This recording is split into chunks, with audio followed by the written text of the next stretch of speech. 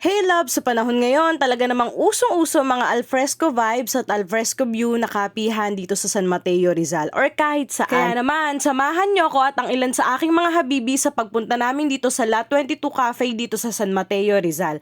Tara, let's go! As you can see loves, ayan yung pinaka-workstation nila. Say hi kuya, nako, napakabait ng kuyang yan. Then ayan loves, as you can see, pumipili na kami ng mga orders namin. Happy Mansari nga pala sa Lovebirds na yan, Mansarin La today. Then ayan, umu-order na nga po tayo. Love, sa mga expect nyo nga palang menu nila dito, hot drinks, coffee and non-coffee base, ice drinks, coffee and non-coffee base, frappuccino, coffee and cream base. House special nila like coffee base, ice drinks and cream base frappuccino. Meron din silang pasta, sliced cake, sandwich, slides like nachos and fries. Para nga pala sa mga gustong pumunta rito, ang complete address nila ay Block 4, Lot 5, Phase 3B, Greenbrier Village, Barangay Gineyang, San Mateo, Rizal. Ayan loves, yung mga menu nila, pinost ko na lang ng medyo matagal pero ilalagay ko sa dulo ng vlog na to yung pinaka-page nila for your questions and inquiries. And love, sa akyat na nga tayo sa taas. Lalabas tayo guys doon sa cashier, sa pinaka-workstation nila. Then naakyat na tayo. Ayan loves, grabe. Napakabongga talaga ng alfresco vibes nila dito. Hindi mo mafe-feel na subdivision ka kasi loves na subdivision sila. Doon matatagpuan yung pinaka-store nila. Since loves nasa third floor nga tayo, napakabongga nila dito dahil may binasta silang hugasan ng kamay para sa mga kakain. Then loves, ayan nga pala yung view nila. By the way loves, Wazeable at nasa Google Maps nga pala yung address na ibinigay ko kanina kung gusto nyong pumunta rito. From Cubao, sakay kayo ng jeep or UV na may signage na Montalban, then baba kayo sa Patiis, then tricycle kayo, sabihin nyo Greenbrier, then alam na nila yon. Kung sa Marikina kayo manggagaling, sakay na lang kayo ng jeep na may signage na San Jose, then baba kayo sa Patiis, then tricycle kayo, sabihin nyo lang Greenbrier, then alam na nila yun. As you can see, ito na nga yung foods natin. Kunyari ngayon nyo lang sila nakita. Let's eat, tara loves, itadakimasu. Ang in-order nga pala namin ay creamy carbonara, dark choco caramel, pure matcha, strawberry cheese, fries, caramel macchiato, mocha latte, cheesy nachos at yung carrot cake. Ang store hours nga pala nila dito ay 3 p.m. to 11 p.m. Close sila every Tuesday. Love, share ko lang. Alam nyo ba, nakakatuwa for someone na lumaki sa province tapos may mga gantong kapihan na nasa uso na hindi mo na kailangan pumunta somewhere in QC or Manila. Tapos masasarap at mura din naman yung mga pagkain. Alam mo yun, yung hindi ka nadadayo. Ibig sabihin talagang umuunlad yung bayan namin. Happy watching loves!